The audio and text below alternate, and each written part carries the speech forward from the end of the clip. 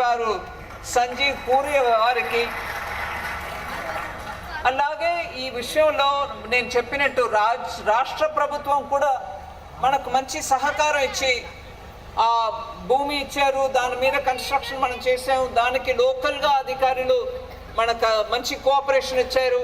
State district collector అలాగే డిస్ట్రిక్ట్లో ఉన్నట్టు లా ఎన్ఫోర్స్మెంట్ అథారిటీస్ అందరూ కూడా ఇక్కడ రైతుల కొరకు మనతో అందరూ కలిసి వచ్చారు. కాబట్టి గవర్నమెంట్ బెంగళూరు నుంచి వచ్చినటువంటి additional chief secretary Uma Mahadevan గారికి, అలాగే నాతో ఢిల్లీ నుంచి వచ్చిన సెక్రటరీ బ్యాంకింగ్ సర్వీసెస్ నాగరాజు గారికి అందరికీ నా నమస్కారాన్ని తెలియపరచుకొని, మనతో మొన్నటి నుంచి ఒక్కొక్క కార్యక్రమంలో భాగస్వామ్యంగా ఉన్న మీడియా ఇట్లాంటి ఒక కార్యక్రమం నడుపుతున్నాం. కానీ ఆ కార్యక్రమాన్ని రాష్ట్ర వ్యాప్తంగా దేశవ్యాప్తంగా తీసుకెళ్ళి ఇక్కడ జరిగేది ఏంటి, రైతుల గురించి మన ప్రధాని గారు నరేంద్ర మోదీ గారు ఎప్పుడు పడితే మాట్లాడతారు. వాళ్ళకి ఏం చేయాలి,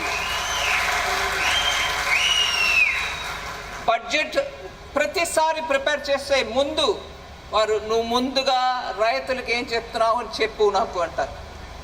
వాళ్ళకి ఏం స్కీమ్ తీసుకొస్తున్నావు అని చెప్పు, వాళ్ళకి దానివల్ల డైరెక్ట్గా డబ్బు పోతుందా, డైరెక్ట్గా బెనిఫిట్ పోతుందా అది కూడా చెప్పు.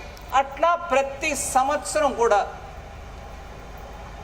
మనకు రైతుల కొరకు ఏం చేస్తున్నాం అనేది దిట్టంగా మాట్లాడమ్మా, దాన్ని స్కీమ్లో తీసుకురా అంటారు.